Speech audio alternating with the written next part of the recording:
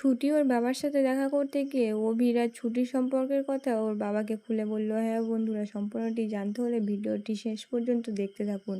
গল্পের শুরুতে দেখা যায় ছুটি অভিকে বলছে, আমি না আপনাকে বললে বোঝাতে পারবো না আমি কতটা খুশি। কতদিন পর বাবার সঙ্গে দেখা করতে যাব, আপনি না শুয়ে পড়ুন, আমি আর আপনাকে বিরক্ত করব না। তখন অভি মনে মনে বলে মেয়েটা বাবার কাছে যাবে বলে কত এক্সাইটেড।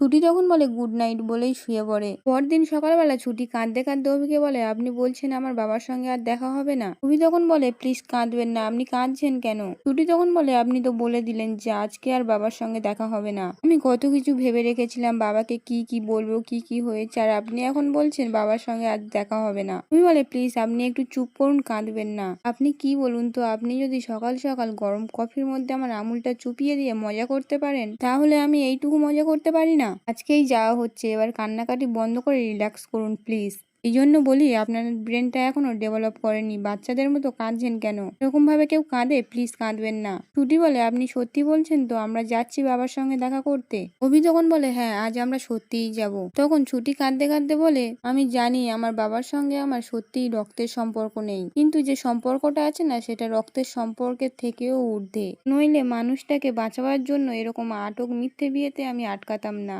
আর আমাদের আশ্রয় বাড়িটাও তো বন্ধ হয়ে গেল। হয়তো সবাই সব হারা মানুষ, তাই তো তাদের মাথার উপর থেকে ছাদটাও হারিয়ে গেল। আপনি হয়তো জানেন না আমি কতটা বিপদের মধ্যে পড়ে আমি। তখনই অভি বলে, চুপ, আপনি এবার একটু চুপ করুন। আমি বুঝতে পেরেছি সবটা, বা বলতেই পারেন যে আমি একটু একটু করে সবটা বুঝছি। আর আপনার যদি সত্যিই খারাপ লেগে থাকে তাহলে রিয়েলি সরি। আমি ইন্টেনশনালি আপনাকে হার্ট করতে চাইনি, প্লিজ ডোন্ট মাইন্ড। আচ্ছা আপনি একটা কথা বলুন তো, এতদিন পরে দেবদত্ত বাবুর সঙ্গে কটা ক্রাইম প্রেস নিয়ে দেখা করতে যাবেন, আপনার ভালো লাগবে সেটা?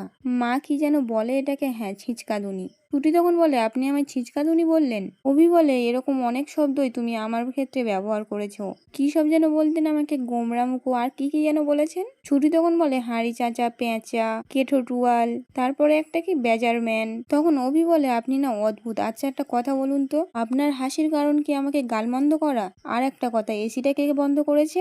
ছুটি বলে, জানি না তো, আমি তো বন্ধ করিনি। আমাদের দেরি হয়ে যাচ্ছে, তাড়াতাড়ি রেডি হয়ে নাও।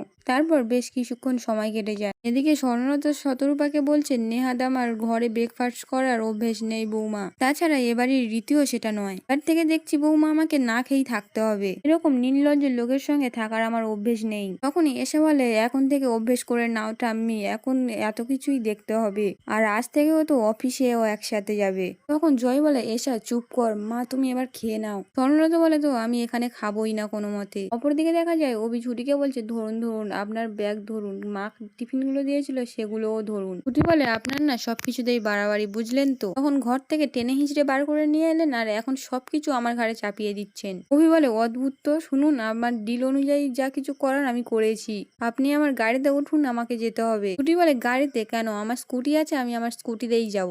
রোজ রোজ বসের গাড়িতে করে যাওয়াটা না অভ্যেসটা আমি করতে চাইছি না। অভি বলে, তাড়াতাড়ি নিন না, দেরি হয়ে যাচ্ছে, পাবলিক ট্রান্সপোর্ট। ছুটি বলে, আমি কি বলেছি আমরা পাবলিক ট্রান্সপোর্টে যাব? আমি তো আমার স্কুটিতে করে যাব। অভি বলে, তাড়াতাড়ি যেতে হবে, তাড়াতাড়ি চলুন। ছুটি বলে, আমার স্কুটি কি তাড়াতাড়ি যায় না? আপনি কি আমার স্কুটিকে অপমান করছেন? বলেই তো স্কুটি নিয়ে বেরিয়ে যায় ছুটি, আর অভিও অভির গাড়িতে করে চলে যায়। এদিকে যখন ঝুমকি রমার সঙ্গে দেখা করতে আসে তখন বারবার এসে ফোন করে। ঝুমকি তখন বলে, যতই ফোন করুক না কেন আমি ফোনটা ধরবই না, যতক্ষণ নয় ছুটির আমি শেষ দেখবো ততক্ষণ আমি ফোন ধরবই না, কারোর সঙ্গে কথাই বলবো না। রমা তখন বলে, এটা পাবলিক প্লেস ইডিয়েট, আস্তে কথা বলতে পারো না? তুমি না গাধার মতো কাজটা করো বলে কেসটা খাও। তখনই রমার ফোনে ফোন আসে আর রমা ফোনটা তুলে বলে, কি? ছুটি অভির সাথে অফিসে যাচ্ছে, আচ্ছা ঠিক আছে, তুই ওর উপরে নজর রাখ, বলেই ফোনটা কেটে দেয়। ঝুমকি তখন বলে, নজর রেখে কি হচ্ছে, আমার তো মনে হয় গলা টিপে মেরে দিন, না হলে বিষ খাইয়ে মেরে দিই। রমা বলে, আমার ইচ্ছে করছে তোমাকে ঠাস করে একটা দিই, আস্তে কথা বলতে পারো না? তুমি না ইডিয়েট বলেই এত কেস খাও। শোনো ঝুমকি, এখন না একটু মাথাটা ঠান্ডা রাখতে হবে, মাথাটা ঠান্ডা রেখে আমাদের কাজটা করতে হবে, মাথাটা ঠান্ডা রাখতে হবে ঝুমকি, আর তারপর এক ঢিলে দুই পাখি মারতে হবে, আর সেটার জন্য রোম্যাক্স প্যাট। জানতে চাও না কেমন করে? এমন একটা ঘটনা ঘটাবো সেখানে অভি আর অভির বাড়ির লোক ছুটিকে ঘাট ধাক্কা দিয়ে বের করে দেবে, এবং ছুটির সাথে এমন ঘটনা ঘটবে যে ও ভয়ে এবং লজ্জায় ওই বাড়িতে আর ঢুকতেই পারবে না। তখনই ঝুমকি চিৎকার বলে বলে, সত্যি? আর রমা বলে, জীবনে কোনোদিন ক্যাফেতে আসোনি তাই না? তখনই আবার রমার ফোনে ফোন আসে, ফোনটা তুলেই বলে, কি ছুটি আর অভি জেলে ঢুকেছে কেন? দেবদত্ত রায় চৌধুরী। তখন তো ঝুমকি অবাক হয়ে যায় আর বলে, ওরা দুজন দেবদত্ত রায়ের সঙ্গে দেখা করতে গেছে। আজকের এপিসোডটি এখানেই শেষ হয়ে যায়। আপনাদের কেমন লাগছে প্রতিজ্ঞা কমেন্টে জানাবেন।